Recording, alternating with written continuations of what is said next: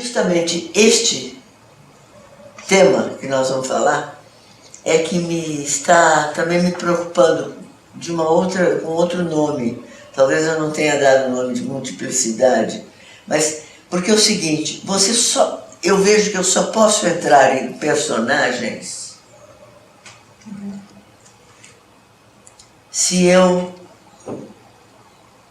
me levar junto, sobretudo for alguma coisa que eu estou querendo adicionar em mim, como pessoa, eu ganho mais uma visão.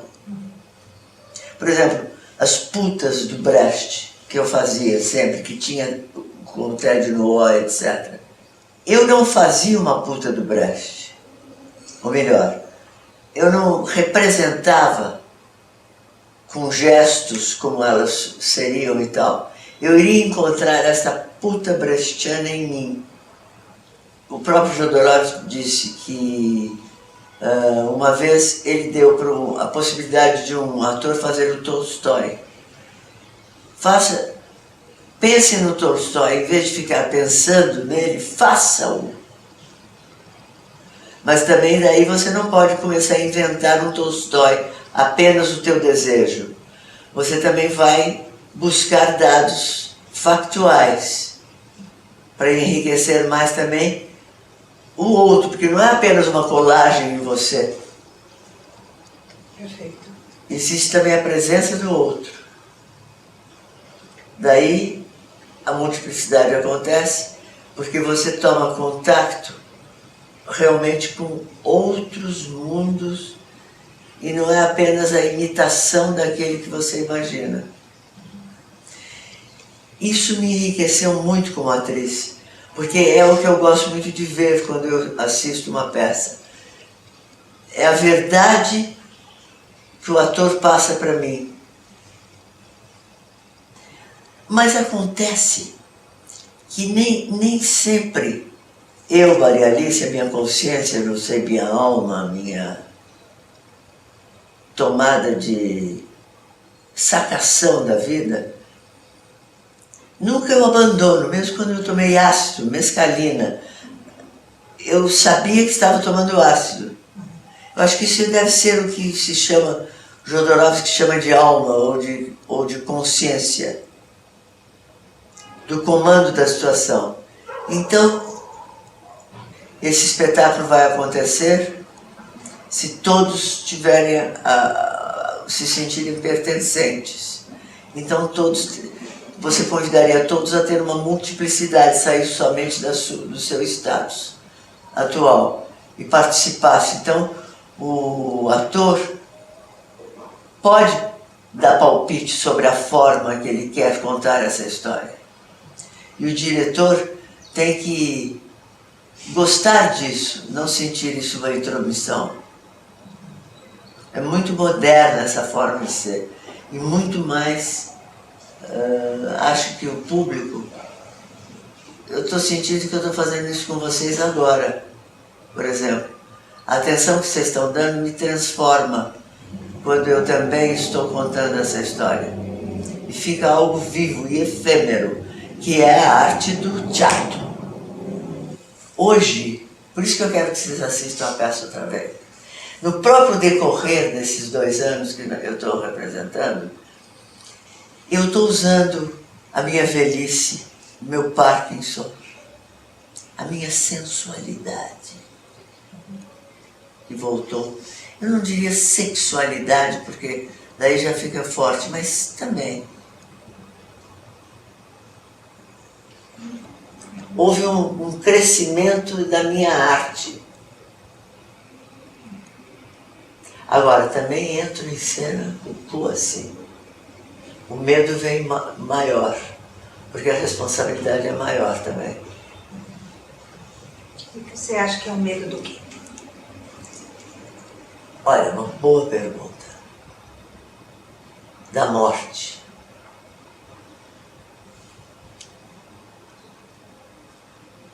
Porque a morte, por exemplo, é esse mistério. E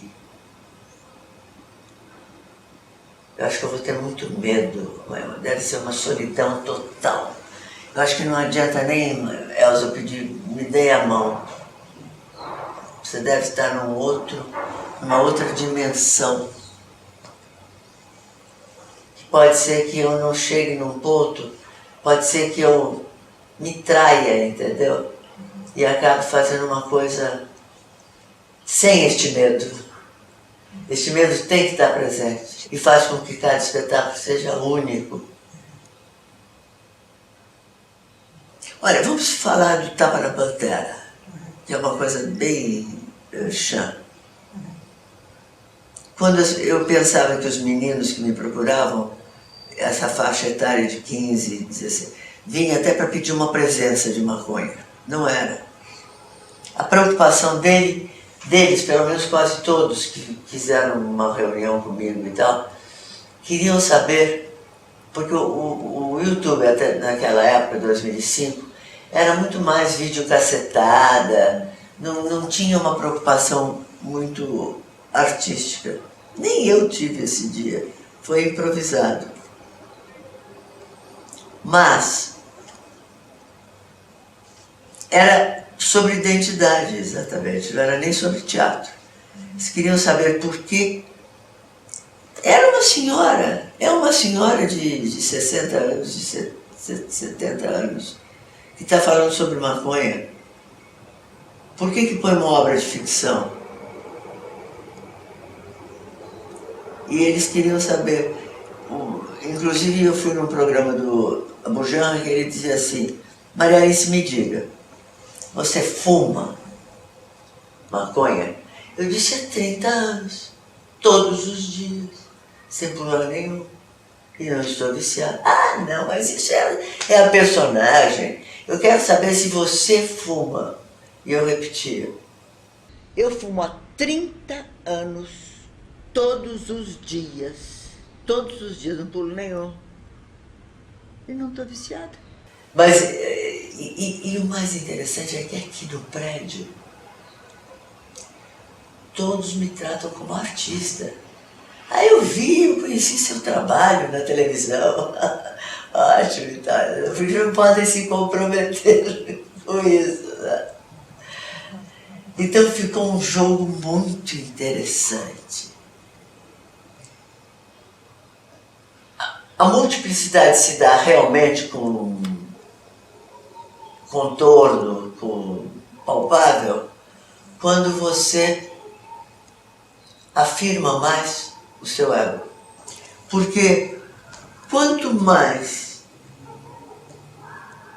claro fica para você essa linguagem, o outro, o aceitar o outro, viver outras experiências e não aquelas que arrumaram para você ou você arrumou para você, se deixar surpreender por linguagens descobertas, que dá uma grande felicidade, porque o descobrir é criativo.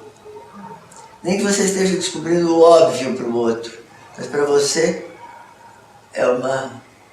E você comove o outro quando você também é generoso em mostrar a sua individualidade. E permitir que o outro também participe disso. Agora, é um pulo no escuro, porque se, por um lado, isso te abre, você pode também ser uma cilada isso. Porque você daí vai colocar sempre, antes de tudo, o teu ego. E é muito sutil isso. A possibilidade, a multiplicidade só acontece se te pegar também desprevenida. E você elaborar na hora que está acontecendo. Quando eu fiz Catástrofe, eu estava saindo de uma sacação de alcoolismo. Portanto, eu parei de beber no ar em 82, em 86, que foi Catástrofe, eu estava recém-curada. E eu fiz um trabalho técnico também de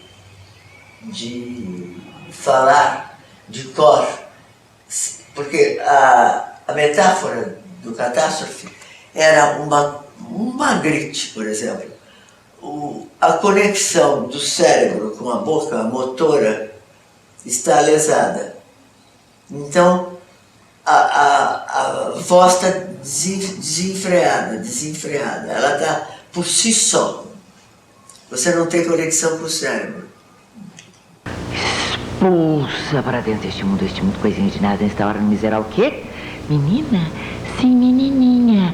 Dentro deste, expulsa para dentro deste, antes da hora, miserável buraco chamado, não importa, a paz, ignorar os desconhecidos, ele desapareceu, ninguém sabe, ninguém viu, mal abotoou as calças como era 8 meses depois, quase no mesmo momento. Assim, nada de amor, nem mesmo aquele amor que normalmente se sente pela criança indefesa no lar, não, nenhum amor de nenhum tipo, nem antes nem depois, portanto, uma história banal, uma vida comum, até aquela manhã, ela já então sexagenária, um dia em que ela, o quê? Setuagenária, santo Deus. Ela já então setuagenária numa campina, um dia em que ela passeava por uma campina à procura de algumas flores, algumas florzinhas para se fazer uma coroa. Alguns passos, então parava, olhar perdido no vazio, depois alguns mais, e de novo parava, olhar perdido no vazio, assim ia deixando-se ir. Quando de repente, pouco a pouco, tudo se desfez. Toda aquela luz matinal, início da primavera, e ela deu consigo... O quê? Quem? Não! Ela!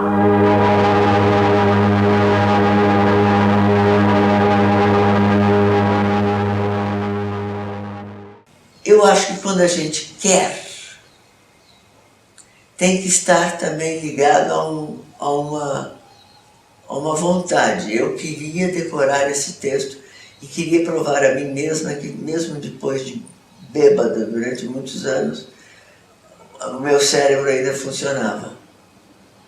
Da mesma maneira que eu quero provar agora que eu consigo fazer a personagem ter Parkinson. Os primeiros dias que eu fiz, a minha tremedeira me atrapalhava profundamente a memória em cena. Eu errei alguns textos porque a tremedeira me incomodava, eu não queria mostrar que eu estava tremendo. E agora eu chamei a tremedeira. Porque o Beckett, quando escreveu Catástrofe, sem dúvida nenhuma, eu acho que foi a melhor coisa que eu fiz. O Beckett, quando escreveu, ele estava em Marrocos. E ele estava no hotel onde tinha uma varandazinha e ele viu uma velha de cócoras, com burca, esperando um ônibus chegar. E chegou um menininho, ela pegou a mão do menino e saiu andando. E ele disse, imagine se esta mulher tirasse a burca e a boca começasse a falar.